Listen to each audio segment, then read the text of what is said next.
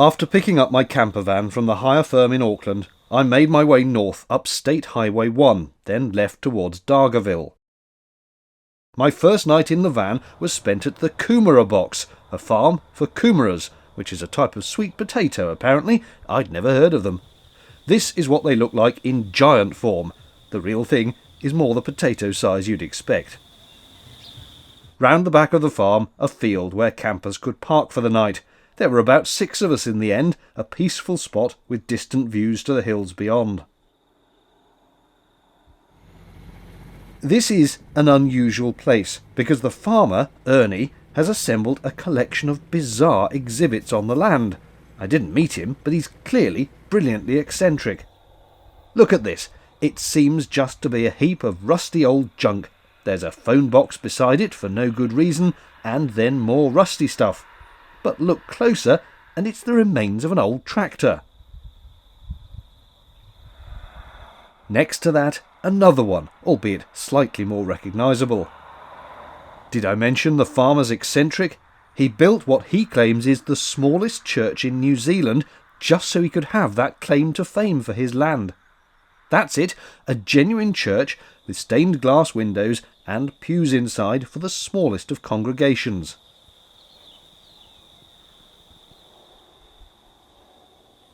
Then the next exhibit. A tree stump, of course.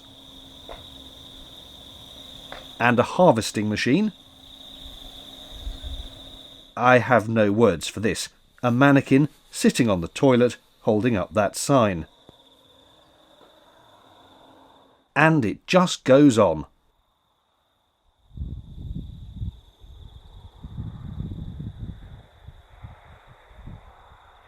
Time for bed.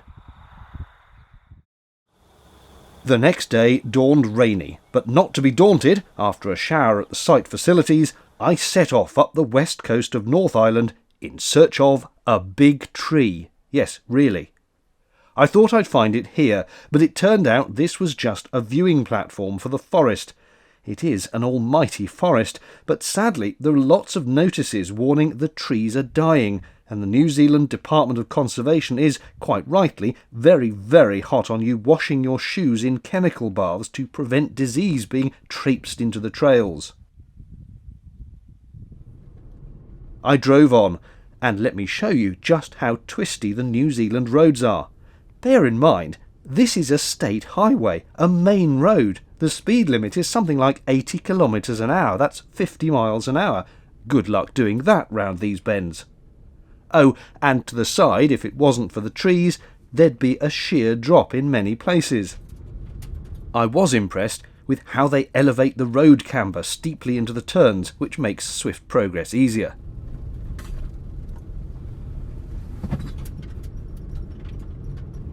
I arrived at a trail which said there was a big tree at the end, so I got out and walked.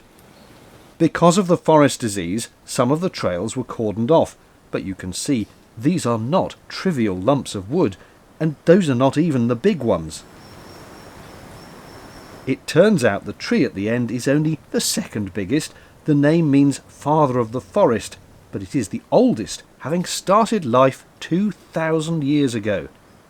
I assure you, the camera image doesn't do it any justice at all for its majesty. This thing is big. And remember, it's not the biggest. Here are some other tourists for scale. I went back to the van determined to find the really big tree, and another trail a mile or so further on was the gold mine. Here it is, Lord of the Forest. 1,500 years old, a trunk that's almost 18 metres high and 14 metres girth. A big tree indeed.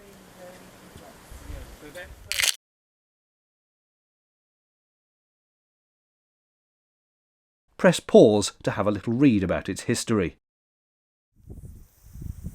Leaving the forest of Endor, I decided this scenic viewing point was the ideal place for a spot of lunch. Time to open up the campervan kitchen and connect up the gas cylinder to the hob, because, as everyone knows, lunch can only mean one thing. Well, two. A cup of tea and a cheese sandwich. Yes, even on holiday. I also tried to use the substantial breeze to dry my bath towel, but without pegs it kept blowing off the door, so this was not a positive experiment. After lunch I continued north, and had planned in my head to loop back to State Highway 1 and carry on up from there, but Google had other ingenious ideas, taking me instead to a ferry terminal that I hadn't expected. It cost $20, that's £10, which is a bit steep for a short passage, but I was there, it would save quite a bit of driving, and be a little boaty adventure too. Here comes the ferry. It was impressive to see how easily and how well the captain steered the boat against the very forceful wind that was clearly trying to take it sideways as it came into shore.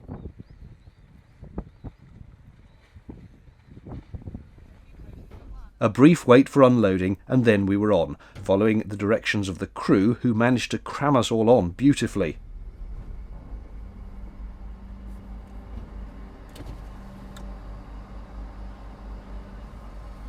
It was while reading the lack of liability note on the ticket that I wondered if my camper rental had any restrictions about taking it on boats. Oh well, too late now. Off we go, and at a fair clip.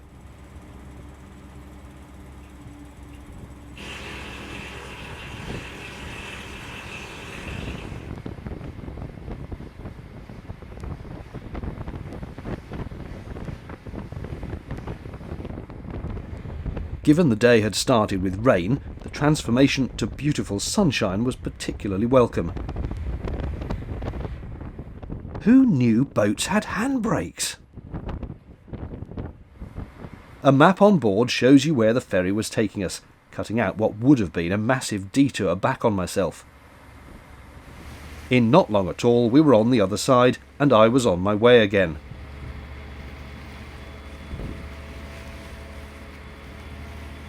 From the slipway, I continued up North Island to a campsite. I paused briefly en route at this lake for an afternoon cup of tea. The next day would bring great adventure. The night had passed without incident, and I'd even got some laundry done at the campsite. Here's another sample of the local roads. Not quite the majestic fjords of South Island, but lovely open countryside views nonetheless, and barely another vehicle to be seen. New Zealand does have quite a few of these rough tracks where you might expect a proper road, and they can be a bit bumpy.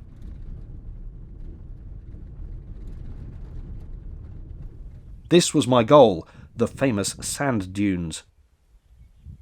They are taller than it looks. You can just see a couple of black specks moving up the side. Those are people. And this was my choice of vehicle for coming back down. Essentially a surfboard on sand. You lie flat on it and push yourself over the edge.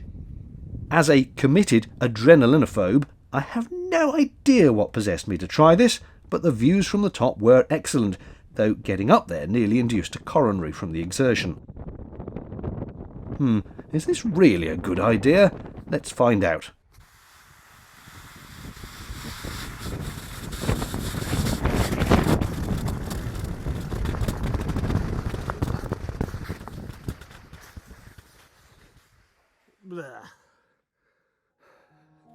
Almost at the top of New Zealand now, and one more stop to make, again with some stunning views on the way.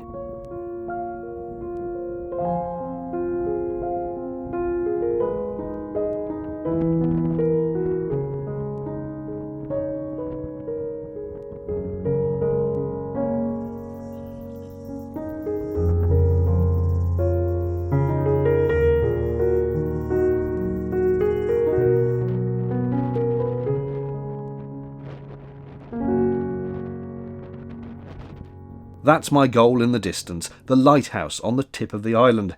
It was built in 1941, replacing another built nearby dating from 1879. Those waves crashing against each other are where the Tasman Sea and Pacific Ocean meet. I have never seen a sea meet an ocean before. The Maori believe it's from this point that the spirits of the dead leave the land and enter the underworld. On a warm day, doing a lot of walking, it was lovely to have seats provided for us old folk. And now it was time for me to head south to the Bay of Islands, where I'd meet up with Karen again for a day out on the water. And that's in the next episode. Cheerio.